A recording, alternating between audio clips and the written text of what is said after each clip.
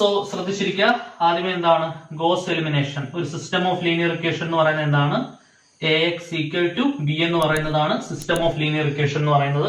അപ്പൊ എയുടെ പ്ലേസിലും എക്സിന്റെ പ്ലേസിലും ബിയുടെ പ്ലേസിലും ഈ ക്വസ്റ്റൻ അനുസരിച്ച് നമ്മൾ ആൾക്കാരെയൊക്കെ കൊടുക്കുക. എയുടെ പ്ലേസിൽ കോഎഫിഷ്യന്റ് മെട്രിക്സ് വേണം നമ്മൾ കൊടുക്കാൻ. കോഎഫിഷ്യൻസ് എന്ന് പറയുന്നത് എന്താണ്? ഫസ്റ്റ് ഇക്വേഷനിൽ എക്സിന്റെയും വൈന്റെയും ഇസഡിന്റെയും കോഎഫിഷ്യൻസ് 3, 3, 2. സെക്കൻഡ് ഇക്വേഷനിൽ എക്സിന്റെയും വൈയുടെയും ഇസഡിന്റെയും കോഎഫിഷ്യൻസ്. എക്സിന്റെ കോഎഫിഷ്യന്റ് 1, വൈയുടെ കോഎഫിഷ്യന്റ് 2, ഇസഡ് ഇല്ല. ഇസഡിന്റെ കോഎഫിഷ്യന്റ് എന്താണ്? 0. ഓക്കെ, 0 എഴുതാൻ വിട്ടുപോകരുതേ. മൂന്നാമത്തെ ഇക്വേഷൻ നോക്കിയേ, എക്സിന്റെ കോഎഫിഷ്യന്റ് 0, എക്സ് ഇല്ല. വൈയുടെ കോഎഫിഷ്യന്റ് 10, ഇസഡിന്റെ കോഎഫിഷ്യന്റ് എന്താണ്? 3. ഓക്കെ ആണെന്ന് വിചാരിക്കുന്നു. നാലാമത്തെ ഇക്വേഷനിൽ എക്സിന്റെ കോഎഫിഷ്യന്റ് 2, വൈയുടെ കോഎഫിഷ്യന്റ് -3, ഇസഡിന്റെ കോഎഫിഷ്യന്റ് എന്താണ്? -1 ഇൻറ്റു എക്സ് എന്ന് പറയുന്നത് അൺനോൺ ആയിട്ടുള്ള വേരിയബിൾസ്, നമുക്ക് ഇവാലുവേറ്റ് ചെയ്യേണ്ട വേരിയബിൾസ് ഏതൊക്കെയാണ്? എക്സും വൈയും ഇസഡും. X, Y, Z is equal to B എന്ന് പറയുന്നത് എന്താണ്? നമുക്ക് അൺനോൺ, നമ്മുടെ റൈറ്റ് സൈഡിലുള്ള നമ്പേഴ്സ്, അതായത് RHS 1, 4, -2, 5. കോൺസ്റ്റന്റ് മെട്രിക്സ് എന്ന് പറയും. 1, 4, -2 ആൻഡ് 5. ഓക്കെ, സോ ഇതാണ് നമ്മുടെ സിസ്റ്റം ഓഫ് ലീനിയർ ഇക്വേഷൻ. ഇത് മൾട്ടിപ്ലൈ ചെയ്തിട്ടുള്ള ഫോമാണ് ഈ കിടക്കുന്ന സംഭവം. ഓക്കെ, ദെൻ ഇനി നമ്മൾ എന്താ ചെയ്യുക? ഓഗ്മെന്റഡ് മെട്രിക്സ് എഴുതണം അല്ലെ? ഗോസ് എലിമിനേഷൻ ചെയ്യണമെന്നുണ്ടെങ്കിൽ ആദ്യം നമ്മൾ എന്ത് ചെയ്യണം? ഓഗ്മെന്റഡ് മെട്രിക്സ് എഴുതണം. ഓഗ്മെന്റഡ് മെട്രിക്സ് AB, ശ്രദ്ധിച്ചിരിക്കുക. Augmented matrix AB is equal to A. അതേപോലെ ആദ്യം നോക്കി എഴുതുക. A എന്ന് പറയുന്നത് എന്താണ്? 3, 3, 2, 3, 3, 2, 1, 2, 0, 1, 2, 0, 0, 10, 3, 0, 10, 3, 2, -3, -1. സോ ഇതാണ് എന്തെന്ന് പറയുന്നത്?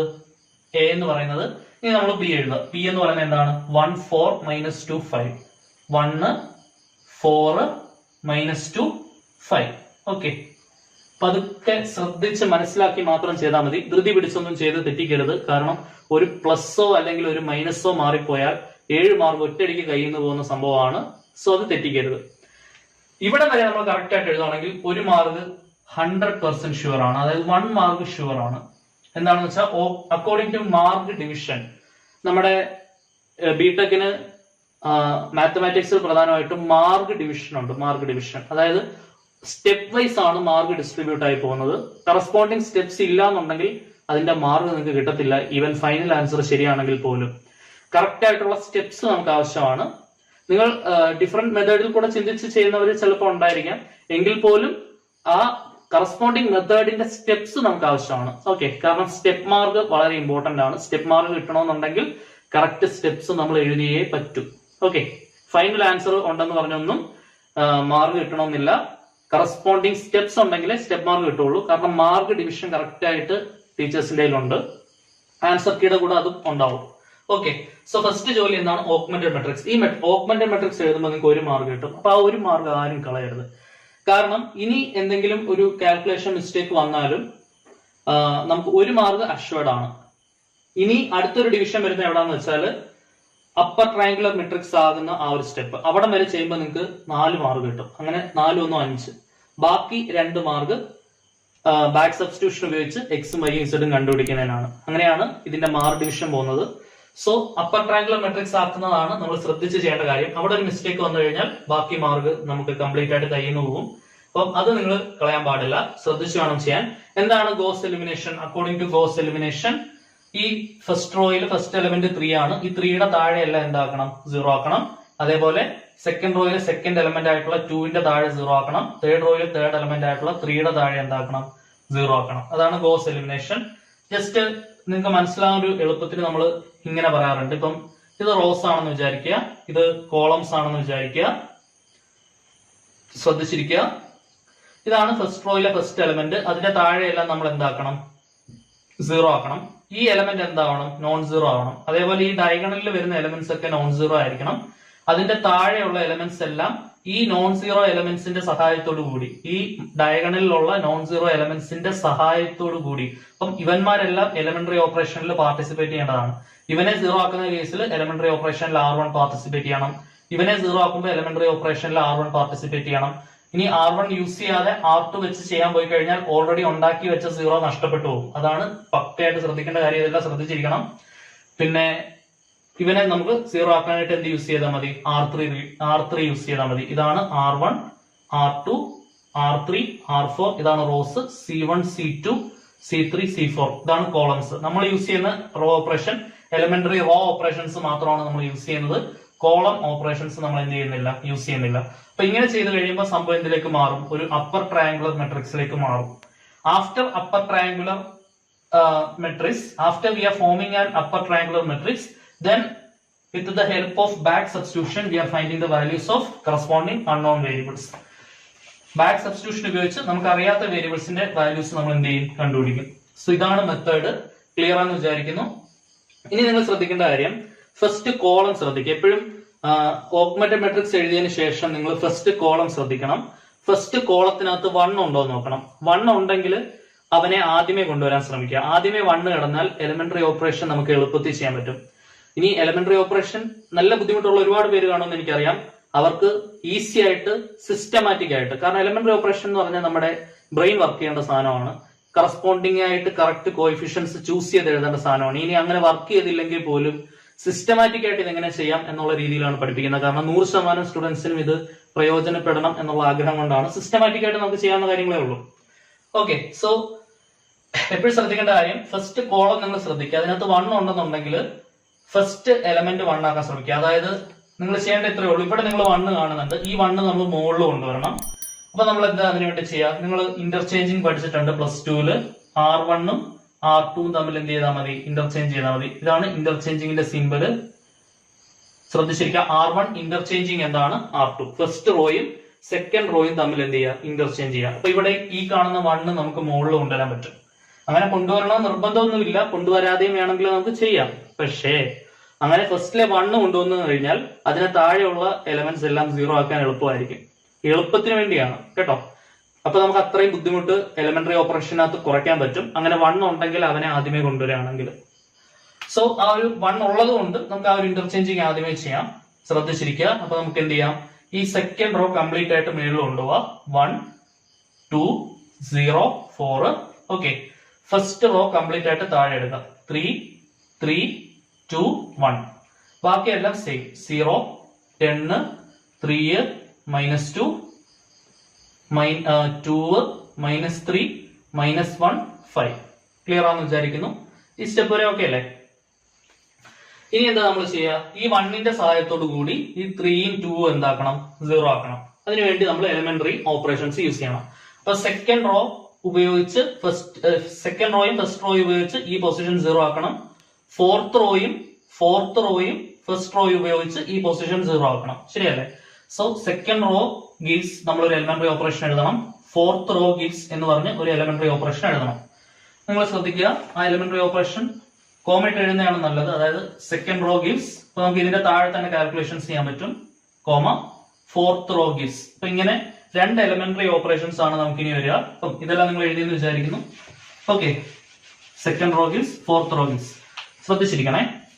അപ്പൊ സെക്കൻഡ് റോയുടെ ഈ ഫസ്റ്റ് R1ന്റെ സഹായത്തോടു കൂടിയാണ് അല്ലെ എല്ലാം നമ്മൾ ചെയ്യുന്നത്. R1ന്റെ സഹായത്തോടു കൂടിയാണ്. R2ലെ ഇവിടെ 0 ആക്കണമെന്നുണ്ടെങ്കിലും R4ന്റെ ഇവിടെ 0, ഇത് നമ്മൾ 0 ആക്കണ്ട. R3 0 ആക്കേണ്ട ആവശ്യമുണ്ടോ? ഇനി ഓൾറെഡി 0 ആണ്. ഇതിപ്പോ 0 അല്ലെങ്കിൽ നമ്മൾ R3യുടെ ഒരെണ്ണം കൂടെ എഴുതേണ്ടി വന്നേനെ. R3യുടെ ഒരു എലിമെന്ററി ഓപ്പറേഷൻ കൂടെ എഴുതേണ്ടി വന്നേനെ.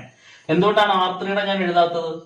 R3യുടെ ഇവിടെ ഓൾറെഡി 0 ആണ്. ഓൾറെഡി 0 ആയിട്ടുള്ള ആളെ പിന്നെ 0 ആക്കാൻ പോകേണ്ട ആവശ്യമുണ്ടോ? ഇല്ല.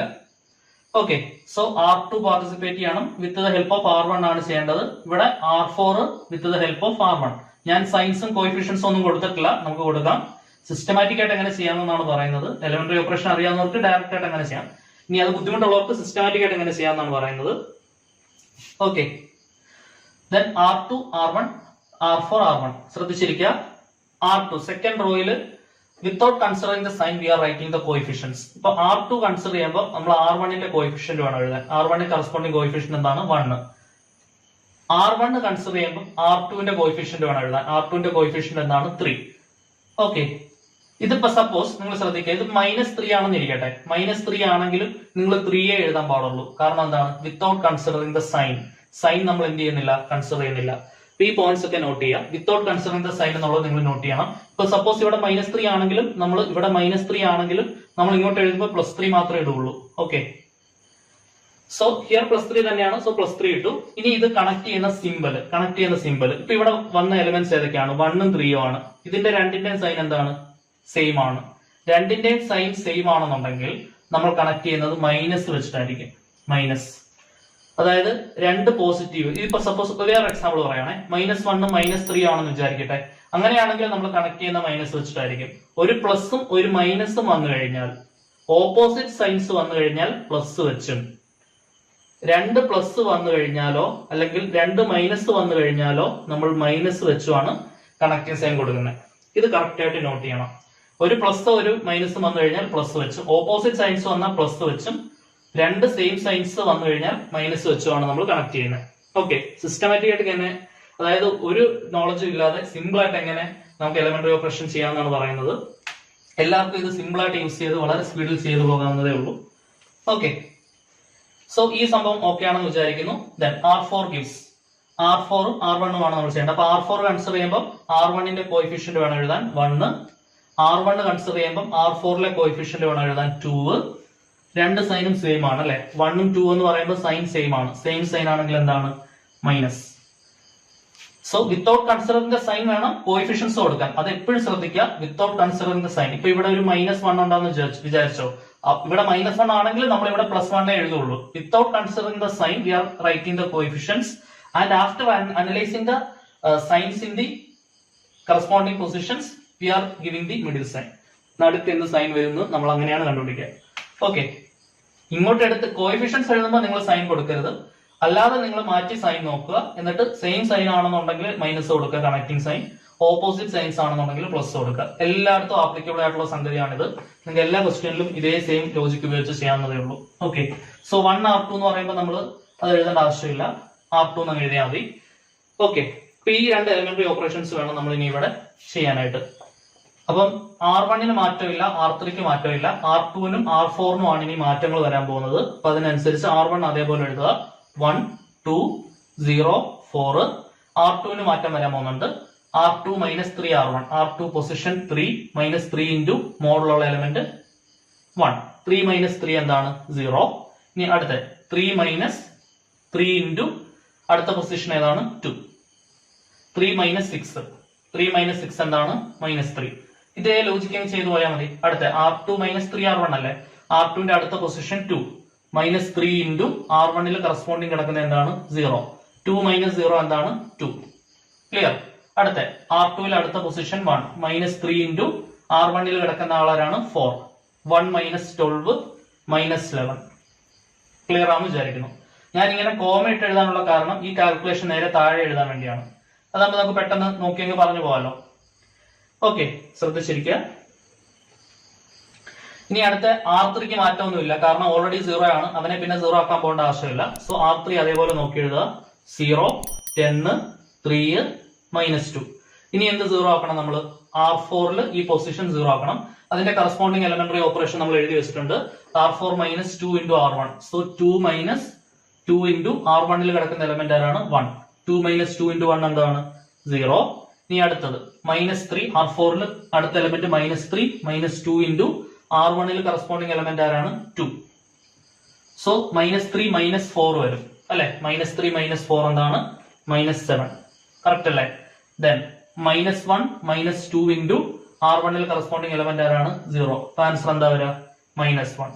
ഓക്കെ, ദെൻ 5 അടുത്ത പൊസിഷൻ 5 - 2 ഇൻറ്റു R1ൽ കറസ്പോണ്ടിങ് പൊസിഷൻ ആരാണ്? 4.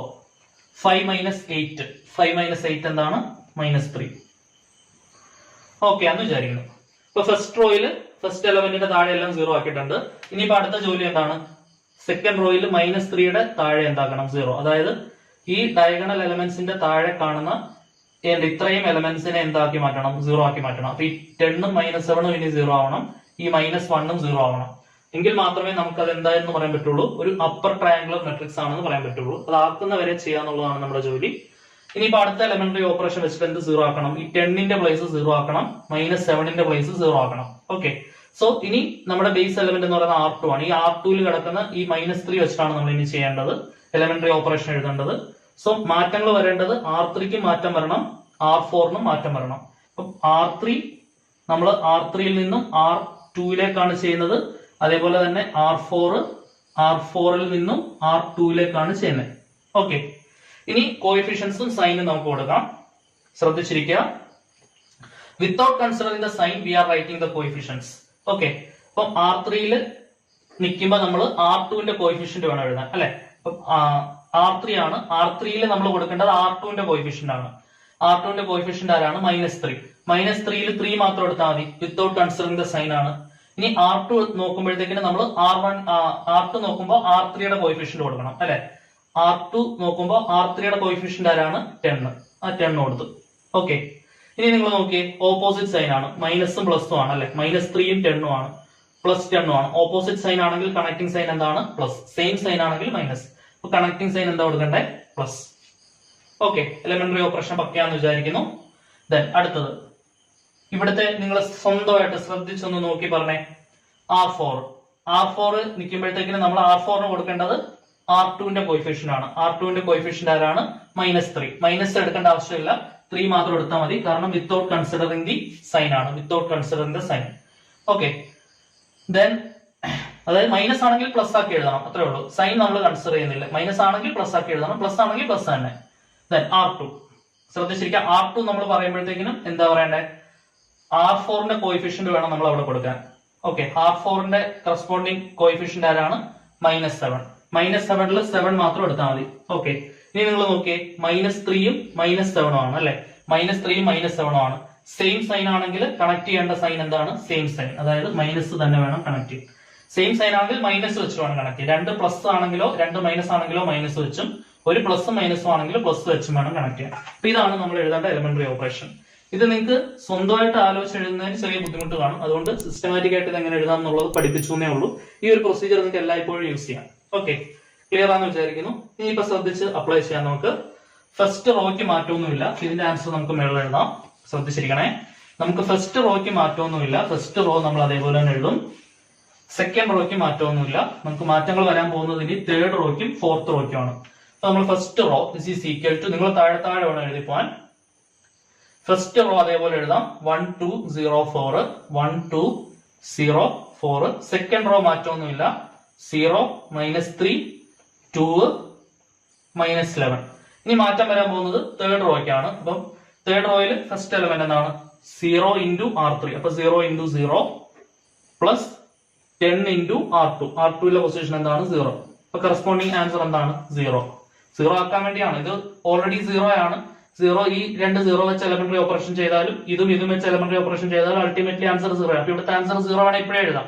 പിന്നെ നമ്മൾ എഴുതാൻ നേരം എഴുതിയാൽ മതി. ഓക്കെ, അടുത്തത് 3 × R2. R3 എന്ന് പറയുന്നത് എന്താണ്? 10 പ്ലസ് 10 × R2. R2ൽ പൊസിഷൻ ഏതാണ്? -3. അതായത് 30 - 30 വരും. ആൻസർ എന്താണ്? 0. അത് 0 ആക്കാൻ വേണ്ടിയാണല്ലോ നമ്മൾ ഈ എലമെന്ററി ഓപ്പറേഷൻ എഴുതിയത്. ഇത് ചെയ്ത് നോക്കാതെ തന്നെ നേരിട്ട് 0 എഴുതിയാലും അത്രയും സമയം നമുക്ക് ലാഭിക്കാം. അടുത്ത 3 × R3 എന്താണ്? 3 plus 10 × R2. R2 corresponding position ആരാണ്? 2. സോ 9 + 20 അല്ലെ? 9 + 20 ആൻസർ എന്താണ്? 29. ഓക്കെ, അടുത്ത 3 × R3. R3 എന്ന് പറയുന്നത് എന്താണ്? -2 അല്ലെ? അടുത്തത് -2 പ്ലസ് 10 × R2. R2 എന്ന് പറയുന്നത് ആരാണ്? -11. സോ -6 -110 -116 വരും. -116. സോ -116. ഓക്കെ എന്ന് വിചാരിക്കുന്നു. സോ അടുത്തത് എന്താണ്? R4 gives 3R4 - 7R2. അപ്പൊ ഫസ്റ്റിലത്തെ ചെയ്യുമ്പോൾ എന്തായാലും 0 വരും. ഈ 0യും 0യും വെച്ചാണ് ചെയ്യുന്നത്. അടുത്ത -7 3 × -7 -7 × R2 എന്ന് പറയുന്നത് എന്താണ്? -3.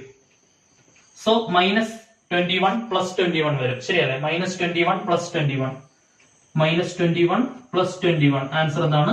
0. അത് 0 ആക്കാൻ വേണ്ടിയാണ് ഈ എലമെന്ററി ഓപ്പറേഷൻ കറസ്പോണ്ടിംഗ്ലി നമ്മൾ എഴുതിയത്. ഇതേപോലെ തന്നെ ബാക്കി എല്ലാ പൊസിഷൻസും അപ്ലൈ ചെയ്യുക. 3 × R4 എന്ന് പറയുമ്പോൾ എന്താണ്? -1 -7 × കറസ്പോണ്ടിങ് R2 എന്ന് പറയുന്നത് എന്താണ്? സോ എന്താ വരിക?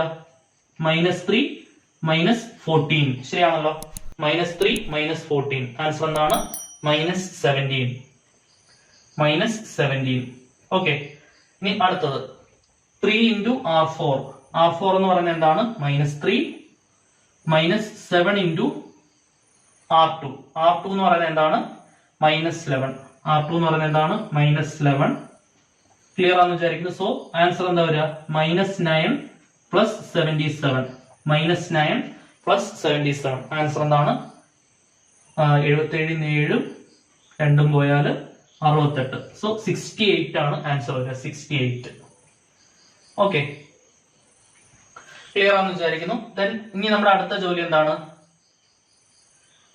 തേർഡ് റോയിൽ ഈ 29ന്റെ താഴെ എന്താക്കണം? 0. ഈ 29ന്റെ താഴെയും കൂടെ 0. അതായത് നമ്മൾ ഈ ഡയഗണൽ വരയ്ക്കുമ്പോൾ ഈ ഡയഗണൽ എലമെന്റ്സിന്റെ എല്ലാം താഴെ 0 ആണെങ്കിൽ മാത്രമേ നമുക്ക് അപ്പർ ട്രയാങ്കുലർ എന്ന് പറയാൻ പറ്റുള്ളൂ. സോ ഈ 29ന്റെ താഴെയും കൂടെ 0 ആക്കിയാലേ നമുക്കൊരു അപ്പർ ട്രയാങ്കുലർ മെട്രിക്സ് എന്ന് പറയാൻ പറ്റുള്ളൂ. ഇനി അതിന് കറസ്പോണ്ടിങ് ആയിട്ടുള്ള എലിമെന്ററി ഓപ്പറേഷൻ വേണം എഴുതാൻ. അപ്പൊ നമ്മൾ എലിമെന്ററി ഓപ്പറേഷനിൽ മാറ്റം വരുത്തേണ്ടത് R4ലാണ്. ഇവിടെയാണ് 0 ആക്കേണ്ടത്. അപ്പൊ R4 gives. ഇനി R4ലാണ് ഈ -17ന്റെ പ്ലേസിലാണ് നമുക്ക് 0 ആക്കേണ്ടത്. So with the help of R3 അല്ലെ, ഈ 29ന്റെ സഹായത്തോടു കൂടി ഇവിടെ 0 ആക്കണം. ഇവിടെ -3യുടെ സഹായത്തോടു കൂടി താഴെ 0 ആക്കിയതുപോലെ ഈ 29ന്റെ സഹായത്തോടു കൂടി നമ്മൾ എന്ത് ചെയ്യണം? താഴെ 0 ആക്കണം. ശരിയല്ലേ? സോ പാർട്ടിസിപ്പേറ്റ് ചെയ്യുന്ന റോസ് ഏതൊക്കെയാണ്? R4 പാർട്ടിസിപ്പേറ്റ് ചെയ്യുന്നുണ്ട്, ദെൻ R3 പാർട്ടിസിപ്പേറ്റ് ചെയ്യുന്നുണ്ട്. ഓക്കെ. ഇനി without considering the sign I am writing the coefficients. R4 നോക്കുമ്പോൾ നമ്മൾ എന്തിന്റെ കോഎഫിഷ്യന്റ് വേണം എഴുതാൻ? R3യുടെ കോഎഫിഷ്യന്റ് ആയിട്ടുള്ള 29 വേണം എഴുതാൻ. R3 നോക്കുമ്പോഴത്തേക്കിനും R4ന്റെ കോഎഫിഷ്യന്റ് ആയിട്ടുള്ള 17 വേണം എഴുതാൻ. -17 എഴുതരുത്, +17 വേണം എഴുതാൻ. അതായത് without considering the sign I am writing the coefficient. ഇനി നിങ്ങൾ നോക്കിയേ, സൈൻ നോക്കിയേ, ഓപ്പോസിറ്റ് സൈൻസ് ആണ്, പ്ലസും മൈനസും ആണ്. പ്ലസ് മൈനസും ആണെങ്കിൽ എന്താ നമ്മൾ യൂസ് ചെയ്യുക? പ്ലസ് ആണ് യൂസ് ചെയ്യുക. സെയിം സൈൻ ആണെങ്കിൽ മൈനസ്, ഓപ്പോസിറ്റ് ആണെങ്കിൽ പ്ലസ്. അപ്പൊ കണക്ടിങ് സൈൻ എന്താണ്? പ്ലസ്. സോ യൂസ് ചെയ്യേണ്ട എലിമെന്ററി ഓപ്പറേഷൻ ഏതാണ്? 29 R4 + 17 R3. ഓക്കെ. R4ന് മാത്രമേ ചേഞ്ച് വരുന്നുള്ളൂ അല്ലെ, ഫോർത്ത് റോയ്ക്ക് മാത്രമേ ചേഞ്ച് വരുന്നുള്ളൂ. ശ്രദ്ധിച്ചിരിക്കുക, ഫോർത്ത് റോയ്ക്ക് മാത്രമേ ചേഞ്ച് വരുന്നുള്ളൂ, ബാക്കിയുള്ള റോസിനൊന്നും ചേഞ്ച് സംഭവിക്കുന്നില്ല. അപ്പൊ ബാക്കിയുള്ള റോ എല്ലാം അതേപോലെ നോക്കി എഴുതുക. 1 2 0 4 0 -3 2 -11 0 0 29 -116. ഇനി R4ന് ചേഞ്ച് വരാൻ പോവാണ്. അപ്പം R4 R3 വെച്ചിട്ടാണ് ചെയ്യുന്നത്. അപ്പൊ 0 0 വെച്ച് ചെയ്താൽ 0 കിട്ടും, 0 0 വെച്ച് ചെയ്താൽ 0 കിട്ടും. ഇനി അടുത്ത എന്താണ്? 29 into R4 എന്ന് പറയുമ്പോൾ എന്താണ്? -17 + 17 into R3 എന്ന് പറയുമ്പോൾ എന്താണ്? 29. 17 into 29.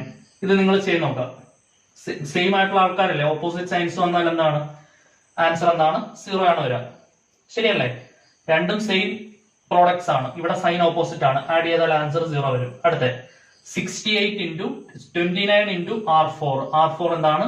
68 + 17 into R3. R3 എന്താണ്? -116. ഇത് നിങ്ങൾ കാൽക്കുലേറ്ററിൽ ചെയ്തെടുക്കുക. 29 into 68 പ്ലസ് ഇൻറ്റു മൈനസ് എന്താണ്? മൈനസ്. അതായത് 29 into 68 -17 into 116. ഓക്കെ, ഇത് നിങ്ങൾ കാൽക്കുലേറ്ററിൽ ചെയ്ത് നോക്കുക. 29 into 68 -17 into 116 ചെയ്യുമ്പോൾ നിങ്ങൾക്ക് ആൻസർ 0 ആണ് വരിക. 1972 ആണ് ആൻസർ വരിക. രണ്ട് പ്രോഡക്റ്റും 1972 മൈനസ് ചെയ്യുമ്പോൾ നിങ്ങൾക്ക് ആൻസർ 0 കിട്ടും. സോ ഇവിടെ അൾട്ടിമേറ്റ്ലി ആൻസർ എന്താണ് വരിക? 0 ആണ് വരിക. ഓക്കെ, ക്ലിയർ ആണെന്ന് വിചാരിക്കുന്നു. യെസ്, ഇനിയിപ്പം നല്ലോണം ശ്രദ്ധിക്കുക. ഇനിയിപ്പോ നമുക്ക് ബാക്ക് സബ്സ്റ്റിറ്റ്യൂഷൻ അപ്പർ ട്രയാങ്കുലർ ആയിട്ട് നമ്മൾ കൺവേർട്ട് ചെയ്തിട്ടുണ്ട്. അതായത് ഈ ഡയഗണൽ എലമെന്റ്സ് നമ്മൾ നോക്കുകയാണെങ്കിൽ ഡയഗണൽ എലമെന്റ്സിന്റെ താഴെ എന്താണ്? 0 ആണ്. പ്രിൻസിപ്പൽ ഡയഗണൽ എലമെന്റ്സിന്റെ താഴെ 0 ആണ്. അപ്പൊ സംഭവം എന്തായി മാറി? ഒരു അപ്പർ ട്രയാങ്കുലർ മെട്രിക്സ് ആയിട്ട് മാറി. ഇനിയിപ്പോ നമ്മൾ ബാക്ക് സബ്സ്റ്റിറ്റ്യൂഷൻ ഉപയോഗിച്ച് നമ്മൾ എന്ത് കണ്ടുപിടിക്കണം? എക്സും വൈയും ഇസഡും നമ്മൾ എന്ത് ചെയ്യണം? കണ്ടുപിടിക്കണം. ഓക്കെ, ശ്രദ്ധിച്ചിരിക്കുക. അപ്പൊ ആ ബാക്ക് സബ്സ്റ്റിറ്റ്യൂഷന്റെ സ്റ്റെപ്സ് ആണ് ഇനി ഞാൻ എഴുതാൻ പോകുന്നത്. ആദ്യം എന്താണ്? ഇത് എക്സ് വൈ ഇസഡിന്റെ കോഎഫിഷ്യൻസ് ആണ് ഇവിടെ വരുന്ന ആൾക്കാർ. അപ്പം 29 z equal to -116 ആണ് ആദ്യത്തെ equation. 29 z equal to -116 equation number 1. അടുത്ത ഇക്വേഷൻ ഏതാണ്? പുറകിൽ നിന്ന് മേളിലോട്ട് വേണം നമ്മൾ സബ്സ്റ്റിറ്റ്യൂട്ട് ചെയ്യാൻ. ഇവിടെ 0 = 0 ആണ്. അതിന്റെ ആവശ്യം എഴുതേണ്ട ആവശ്യമില്ലല്ലോ. 0 = 0 എഴുതേണ്ട ആവശ്യമില്ല. 29 = -116. ഇത് എക്സ് വൈ ഇസഡിന്റെ കോഎഫിഷ്യൻസ് ആണ് കേട്ടോ. ഈ ലാസ്റ്റ് വരുന്നത് നമ്മൾ ഈക്വൽ ടു വേണം കൊടുക്കാൻ. കാരണം ഇത് ബി സെറ്റിലെ എലമെന്റ്സ് ആണ്, കോൺസ്റ്റന്റ് സെറ്റിലെ എലമെന്റ്സ് ആണ്, RHS ആണ് ഇത് ശരിക്കും. ഓക്കെ, ദെൻ അടുത്തത് എക്സിന്റെ കോഎഫിഷ്യന്റ് 0, വൈയുടെ കോഎഫിഷ്യന്റ് -3. അപ്പൊ എന്ത് വരും? -3y പ്ലസ് ഇസഡിന്റെ കോഎഫിഷ്യന്റ് എന്താണ്? 2. 2z = -11. ഇക്വേഷൻ നമ്പർ എന്താണ്? 2. അടുത്തത് എക്സിന്റെ കോഎഫിഷ്യന്റ് 1. അപ്പൊ എന്ത് വരും? എക്സ് പ്ലസ് വൈയുടെ കോഎഫിഷ്യന്റ് 2. 2y പ്ലസ് 0z ഇടേണ്ട ആവശ്യമില്ല. ഈക്വൽ ടു എന്ത് കൊടുത്താൽ മതി? 4 കൊടുത്താൽ മതി. ഇക്വേഷൻ നമ്പർ എന്താണ്? 3. ഈ 3 ഇക്വേഷൻസിന്റെ സഹായത്തോട് കൂടി എന്ത് കണ്ടുപിടിക്കാം? എക്സും വൈയും ഇസഡും കണ്ടുപിടിക്കാം. ഇതാണ് ബാക്ക് സബ്സ്റ്റിറ്റ്യൂഷൻ കൊടുക്കുമ്പോൾ ഉള്ള ഇക്വേഷൻസ്. നിങ്ങൾക്ക് വേണമെങ്കിൽ ഇപ്പൊ ഇത് എഴുതിയ ഉടനെ തന്നെ ഇസഡ് കണ്ടുപിടിക്കാം. ആ ഇസഡിന്റെ വാല്യൂ കൊടുത്ത് ഇവിടെ കണ്ടുപിടിക്കാം. ഇത് എഴുതി കഴിഞ്ഞ് ആ ഇസഡിന്റെ വാല്യൂ കൊടുത്ത് അവിടുന്ന് വൈ കണ്ടുപിടിക്കാം. ആ ഇസഡും വൈ ഉപയോഗിച്ച് എക്സ് കണ്ടുപിടിക്കാം. ഓക്കെ, ആ വൈയുടെ വാല്യൂ മതി. വൈയുടെ വാല്യൂ ഉപയോഗിച്ച് എക്സ് കണ്ടുപിടിക്കാം. ഇവിടെ വെച്ച് തന്നെ വേണമെങ്കിൽ നിങ്ങൾക്ക് ആ സ്റ്റെപ്സ് എഴുതാം. പക്ഷെ ബാക്ക് സബ്സ്റ്റിറ്റ്യൂഷൻ ഉപയോഗിച്ചുള്ള 3 ഇക്വേഷൻസും ഒരുമിച്ചൊന്ന് കാണാൻ വേണ്ടി അല്ലെങ്കിൽ ഒരുമിച്ച് എഴുതാൻ വേണ്ടിയാണ് ഞാൻ ഈ ഒരു സ്റ്റെപ്പ് എഴുതിയത്. ഈ സ്റ്റെപ്പ് എഴുതുന്നത് എപ്പോഴും നല്ലതായിരിക്കും. എന്നിട്ട് നിങ്ങൾ ഫ്രം 1, ഫ്രം 2, ഫ്രം 3 എന്ന് പറഞ്ഞ് എഴുതുന്നതാണ് ഏറ്റവും നല്ലത്. ഓക്കെ, കാരണം ഇനി നിങ്ങൾ സോൾവ് ചെയ്യുന്നതിൽ എന്തെങ്കിലും മിസ്റ്റേക്ക് വന്നെന്ന് വിചാരിക്കുക. According to mark division back substitution ചെയ്യാനുള്ള ഇക്വേഷൻസ് എഴുതുന്നതിന് മാർഗമുണ്ട്. അപ്പൊ ആ ബാക്ക് സബ്സ്റ്റിറ്റ്യൂഷൻ ചെയ്യാനുള്ള ഇക്വേഷൻസ് ഒരുമിച്ചാക്കിയാൽ ഇനി നിങ്ങൾ സപ്പോസ് ചെയ്യുന്നത് എന്തെങ്കിലും മിസ്റ്റേക്ക് ഇൻ എ കേസ് സംഭവിച്ചാൽ നിങ്ങൾക്ക് ബാക്ക് സബ്സ്റ്റിറ്റ്യൂഷൻ ചെയ്യാനുള്ള ഇക്വേഷൻ എഴുതുന്നതിന്റെ മാർഗം കിട്ടും. അപ്പൊ അതിനുവേണ്ടിയാണ് ഇങ്ങനെയുള്ള കാര്യങ്ങളൊക്കെ എടുത്ത് ഞാൻ പറയുന്നത്. ഓക്കെ, ഇനിയിപ്പോ നമ്മൾ ഫ്രം ഇക്വേഷൻ നമ്പർ 1 എന്താണ്? 29z = -116 ആണ്. അവിടുന്ന് z എന്ത് കിട്ടും? -116/29. ആൻസർ എന്താണ് വരിക? 4 ആണ്. -4 ആണ് ആൻസർ വരിക. -4. ഇനി ഈ ഇസഡിന്റെ വാല്യൂ ഇക്വേഷൻ നമ്പർ 2 കൊടുക്കുക. അതായത് from equation number 2 -3y plus 2 into ഇസഡിന് എന്ത് കൊടുക്കാം? -4 = -11. അതായത് -3y -8 = -11 -3y = -11 plus 8 = -3 y = -3/-3 = 1. So വൈയുടെ വാല്യൂ എന്താണ് കിട്ടുക? 1 ആണ് കിട്ടുക. ഓക്കെ, ഇനി എന്താണ്? From equation number 3 x plus 2y = 4. അതായത് x പ്ലസ് 2 ഇൻറ്റു വൈയുടെ പ്ലേസിൽ എന്ത് കൊടുക്കാം? 1 = എന്താണ്? 4. x plus 2 = 4. x = 4 - 2 = എന്താണ്? 2. സോ ഇങ്ങനെ കണ്ടുപിടിച്ചതിന് ശേഷം എക്സും വൈയും ഇസഡും കണ്ടുപിടിച്ചതിന് ശേഷം therefore finally the solution is ഒന്ന് എടുത്തെഴുതാൻ നല്ലതാണ്. x = 2, y = 1, z = -4. Okay, so ഇതാണ് നമ്മുടെ ഫൈനൽ ആയിട്ടുള്ള ഉത്തരം. ക്ലിയർ ആണെന്ന് വിചാരിക്കുന്നു. ഇത്രയും ചെയ്യുന്നതിന് നമുക്ക് 7 മാർക്കാണ് മാർക്ക് ഡിവിഷൻ അനുസരിച്ച് പ്രൊവൈഡ് ചെയ്യപ്പെടുന്നത്. ഓക്കെ, സോ ഇന്ന് നമുക്ക് ഈ ഒരു ക്വസ്റ്റ്യൻ മാത്രം മതി. ഗോസ് എലിമിനേഷന്റെ ഒരു ബേസിക് ഐഡിയ നിങ്ങൾക്ക് കിട്ടാൻ വേണ്ടി ചെയ്തൊരു ക്വസ്റ്റ്യൻ ആണ്. കൂടുതൽ ക്വസ്റ്റ്യൻസ് നമ്മൾ അടുത്ത ക്ലാസ്സിൽ ഡിസ്കസ് ചെയ്യും. പിന്നെ നിങ്ങൾ ഓർത്തിരിക്കേണ്ട കാര്യം, ഒരു പോയിന്റ് ഇവിടെ വെച്ച് നമുക്ക് പറയാം. ഇവിടെ നമുക്ക് എത്ര ഇക്വേഷൻസ് ഫോം ചെയ്യുന്നുണ്ട്? നമ്പർ ഓഫ് ഇക്വേഷൻസ് എത്ര എണ്ണമാണ്? 3 ഇക്വേഷൻസ് അല്ലെ? നമ്പർ ഓഫ് ഇക്വേഷൻസ് എന്ന് പറയുന്നത് എന്താണ്? എത്ര ഇക്വേഷൻസ് നമ്മൾ ഫോം ചെയ്തെടുക്കുന്നുണ്ട്? 3 ആണ്. നമ്പർ ഓഫ് അൺനോൺസ് എന്താണ്? നമ്പർ ഓഫ് അൺനോൺസ്, അതായത് നമുക്ക് അറിയാത്ത വേരിയബിൾസിന്റെ എണ്ണം. നമ്പർ ഓഫ് അൺനോൺസ് എന്ന് പറയുന്നത് എന്താണ്? നമുക്ക് അറിയാത്ത വേരിയബിൾസിന്റെ എണ്ണം. അൺനോൺസ് അല്ലെ? നമുക്ക് അറിയാത്ത വേരിയബിൾസിന്റെ എണ്ണം എത്ര എണ്ണം ഉണ്ട്? എക്സും വൈയും ഇസഡും 3 അൺനോൺസ് ആണുള്ളത് അല്ലെ? ഇത് രണ്ടും സെയിം ആണ്. നമ്പർ ഓഫ് ഇക്വേഷൻസും നമ്പർ ഓഫ് അൺനോൺസും സെയിം ആണ്. നമുക്ക് അറിയാത്ത വേരിയബിളുകളുടെ എണ്ണവും നമ്മുടെ കയ്യിലുള്ള ഇക്വേഷന്റെ എണ്ണവും തുല്യമായതുകൊണ്ട് നമുക്ക് ഒരു കാര്യം പറയാം. The system of equation has unique solution. ശ്രദ്ധിച്ചിരിക്കുക, system of equation has unique solution. അപ്പൊ എങ്ങനെയാണ് യുണീക് സൊല്യൂഷൻ എന്ന് പറയാം? നമ്പർ ഓഫ് ഇക്വേഷൻസും നമ്പർ ഓഫ് അൺനോൺസും സെയിം ആണെങ്കിൽ യുണീക് സൊല്യൂഷൻ എന്ന് പറയാം. നിങ്ങൾ റാങ്ക് പഠിക്കും പിന്നീട്. റാങ്ക് വെച്ചിട്ട് റാങ്ക് ഓഫ് ഓഗ്മെന്റഡ് മെട്രിക്സും റാങ്ക് ഓഫ് ഗിവൺ മെട്രിക്സും എക്ലാൻസ് ഫോമിലേക്ക് മാറ്റിയതിനു ശേഷം സെയിം ആണെങ്കിൽ യുണീക് സൊല്യൂഷൻ എന്നൊക്കെ നമുക്ക് പറയാം. അത് നമുക്ക് പിന്നീട് പഠിക്കാം. എങ്കിലും തൽക്കാലം ഗോസ് എലിമിനേഷൻ വെച്ച് ഇൻഫിനിറ്റ് കേസ് വരാൻ ചാൻസ് ഉള്ളതുകൊണ്ട് ആ ഒരു സംഭവം പറയാണ്. നമ്പർ ഓഫ് ഇക്വേഷൻസും നമ്പർ ഓഫ് അൺനോൺസും സെയിം ആണെങ്കിൽ യുണീക് സൊല്യൂഷൻ എന്ന് പറയാം. നമുക്ക് ഇവിടെ സെയിം ആണ്. സപ്പോസ് ഇത് സെയിം അല്ല എന്ന് വിചാരിക്കുക. നമ്പർ ഓഫ് ഇക്വേഷൻസ് കുറവാണ്, ഇപ്പൊ 2 ആണെന്ന് വിചാരിക്കുക. If number of equation is less than number of unknowns, then we can say that the system of equation has infinitely many solutions. എന്തെങ്കിലും സ്പെല്ലിംഗ് മിസ്റ്റേക്ക് ഉണ്ടെങ്കിൽ നിങ്ങൾ തന്നെ കറക്റ്റ് ചെയ്യണം കേട്ടോ. സ്പെല്ലിംഗിൽ ഞാൻ തുല്യൊന്നുമല്ല. സോ നമ്പർ ഓഫ് ഇക്വേഷൻസ് കുറവാണ് നമ്പർ ഓഫ് അൺനോൺസിനെക്കാളും. അങ്ങനെയാണെങ്കിൽ നമ്മൾ എന്ത് പറയാം? ഇൻഫൈനൈറ്റ്ലി മെനി സൊല്യൂഷൻസ് ഉണ്ടെന്ന് പറയാം. എന്തുണ്ടെന്ന് പറയാം? ഇൻഫൈനൈറ്റ്ലി മെനി സൊല്യൂഷൻസ് ഉണ്ടെന്ന് പറയാം. സോ ഇതിപ്പോ 2 ആണല്ലേ. ഇത് മൈനസ് ചെയ്യുമ്പോൾ എന്ത് കിട്ടും? Number of unknowns minus number of equations 3 minus 2 1 കിട്ടും. ഈ ഒരു വേരിയബിളിനാണ് നമ്മൾ എന്ത് ചെയ്യേണ്ടത്? സബ്സ്റ്റിറ്റ്യൂഷൻ കൊടുക്കേണ്ടത്. ഇൻഫിനിറ്റ്ലി മെനി സൊല്യൂഷനകത്ത് ഒരു വേരിയബിളിന് സബ്സ്റ്റിറ്റ്യൂഷൻ കൊടുക്കണം. എന്നിട്ട് ബാക്കിയുള്ള വേരിയബിൾസ് കണ്ടുപിടിക്കണം. ഓക്കെ, സപ്പോസ് ഇത് 1 ആണെന്ന് വിചാരിക്കുക. 3 മൈനസ് 1 ആൻസർ എന്ത് കിട്ടും? 2 കിട്ടും. അപ്പൊ നമ്മൾ എന്ത് ചെയ്യണം? 2 വേരിയബിൾസിന് സബ്സ്റ്റിറ്റ്യൂഷൻ കൊടുക്കണം. 2 വേരിയബിൾസിന് സബ്സ്റ്റിറ്റ്യൂഷൻ കൊടുത്ത് ഇൻഫൈനൈറ്റ് സൊല്യൂഷൻസ് കണ്ടുപിടിക്കണം. ഇൻഫിനിറ്റ്ലി മെനി സൊല്യൂഷൻ എന്ന് പറയുന്ന സംഭവം നമ്മൾ എന്ത് ചെയ്യണം? കണ്ടുപിടിക്കണം. അപ്പൊ അങ്ങനെ ഒരു കേസ് ഉണ്ട്. ആ കേസ് നമുക്ക് അടുത്ത ക്ലാസ്സിൽ ഡിസ്കസ് ചെയ്യാം. അതിനുശേഷം നമുക്ക് rank of A matrix discuss ചെയ്യാം. റാങ്ക് ഒക്കെ തീർച്ചയായിട്ടും ചോദിക്കുന്ന ക്വസ്റ്റൻ ആണ്. അപ്പൊ നമ്മുടെ നെക്സ്റ്റ് സ്റ്റെപ്പ് എന്ന് പറയുന്നത് we needed to practice more on എന്താണ്? ഗോസ് എലിമിനേഷൻ നമുക്ക് നല്ല പ്രാക്ടീസ് വരണം. ഈ ചോദ്യം വളരെ ഇമ്പോർട്ടന്റ് ആണ്. നിങ്ങൾക്ക് ഒരു ബേസിക് ഐഡിയ കിട്ടാനായിട്ട് ഇത് വളരെ ഹെൽപ്ഫുൾ ആയെന്ന് വിചാരിക്കുന്നു.